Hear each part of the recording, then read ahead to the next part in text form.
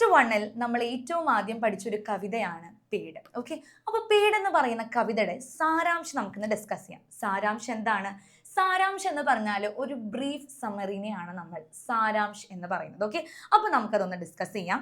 So ഇവിടെ നമ്മൾ നോക്കുകയാണെങ്കിൽ പേട് സുശീൽ ശുക്ല की കവിത है. പേട് എഴുതിയിരിക്കുന്ന ആളുടെ പേരാണ് എന്ത്? സുശീൽ ശുക്ല. അത് കവിതയാണ്, നമുക്ക് എല്ലാവർക്കും അറിയാം. അപ്പൊ ചോദ്യം വരാൻ ചാൻസ് ഉള്ളത് കിസ് വിധാ കി രചന ഹെ എന്ന് ചോദിച്ചാൽ നമ്മൾ കവിത എന്ന് കൃത്യമായിട്ട് കൊടുക്കണം. ഓക്കെ, ഇനി അടുത്ത് നോക്കിയേ, ഇസ്മേ കവി പേട് കോ ദർജി മാനത്തെ ഹെ. ഇതിൽ നമുക്ക് ഈസി ആയിട്ട് നമുക്ക് മനസ്സിലാവുന്ന ഒരു കാര്യമാണ്, കവി നമ്മുടെ പേടിനെ ഒരു ടൈലർ അല്ലെങ്കിൽ ഒരു തുന്നൽക്കാരനായിട്ടാണ് എന്ത് ചെയ്യുന്നത്? കൺസിഡർ ചെയ്യുന്നത്. ഇനി നോക്കിയേ, ഇനി കുറച്ച് ഇമ്പോർട്ടൻ്റ് ആയിട്ടുള്ള എലിമെന്റ്സ് എടുത്ത് പറയുന്നുണ്ട്. അപ്പൊ നമുക്ക് അതൊന്ന് നോക്കാം.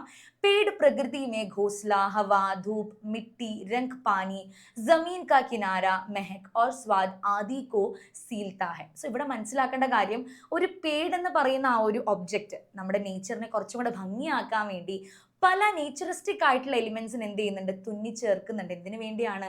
നേച്ചറിനെ സുന്ദരാക്കാൻ വേണ്ടി, അല്ലെങ്കിൽ പ്രകൃതിനെ കുറച്ചും കൂടെ ഭംഗി കൂട്ടാൻ വേണ്ടിയാണ് ഈ കാര്യങ്ങളൊക്കെ ചെയ്യുന്നത്. ഇനി ലാസ്റ്റ് ലൈൻ നമുക്ക് നോക്കാം. യേ സഭി തത്വ മിൽക്കർ പ്രകൃതി കോ സുന്ദർ ബനാ ദേത്തെ ഹൈ. നമ്മൾ ജസ്റ്റ് പറഞ്ഞ കാര്യങ്ങളാണ്. ഇത്രയും തുന്നി ചേർക്കുന്ന ഐറ്റംസ് എല്ലാവരും ഒരുമിച്ച് കയറുമ്പോൾ അല്ലെങ്കിൽ ഒരുമിച്ച് കൂടുമ്പോൾ എന്താണ് ആവുന്നത്? നമ്മുടെ പ്രകൃതി കുറച്ചധികം ഭംഗി കൂടുകയാണ് ചെയ്യുന്നത്. ഓക്കെ, സോ എല്ലാവരും കവിത കൃത്യമായിട്ട് തന്നെ പഠിക്കുക. ഓക്കെ.